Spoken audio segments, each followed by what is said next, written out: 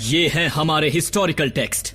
ये तो Greek mythology और मिडिवल लिटरेचर के उन क्रीचर्स के मेटल वर्जन्स लगते हैं। ये डायनासोर्स नहीं है। ये तो साफ है कि प्रेडिकॉन्स प्राचीन वक्त में कभी पृथ्वी पर घूमा करते थे, तभी तो इंसानों के किस्से कहानियों में इतनी बार उनका जिक्र है। एक बार फिर साबित हो गया कि धरती और साइबरट्रॉन का अतीत एक दूसरे के साथ जुड़ा हुआ है।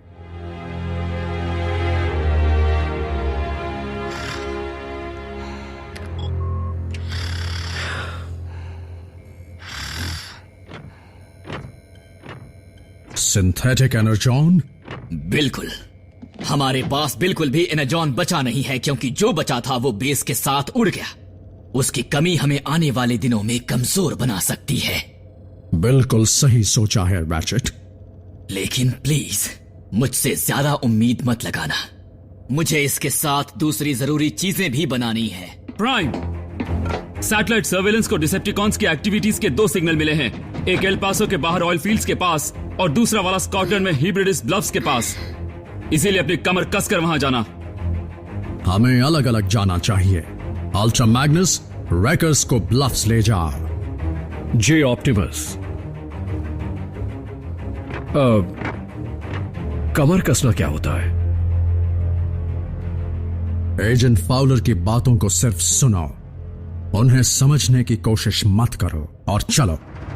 Bulkhead, Wheeljack, let's roll. Optimus, मैं जानता हूं कि इस फौज के साथ सबके जज्बात जुड़े हैं। ये वक्त उन बातों के बारे में सोचने का नहीं है।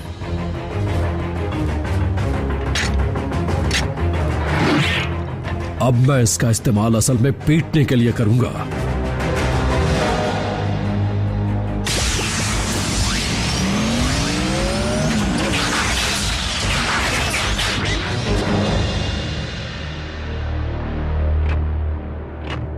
मैं उस तरफ जाकर ढूंढता हूं।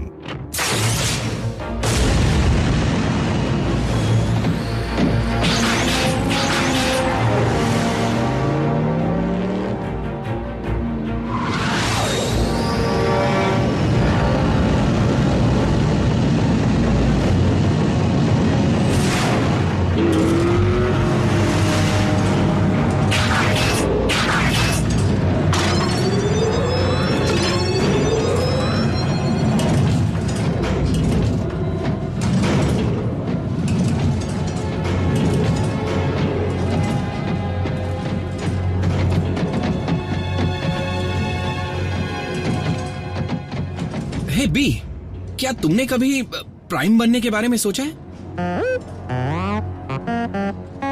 नहीं, अभी नहीं, किसी और दिन। वॉरियर, तुम और मैं दोनों ही। लेकिन मैंने तुम्हें लड़ते देखा है। ऑप्टिमस जानते हैं कि तुम किसी से कम नहीं हो, तो फिर वो तुम्हें स्काउट के ओहदे से प्रमोट क्यों नहीं करते? जैसा तुम चाहो। देर किस बात की है?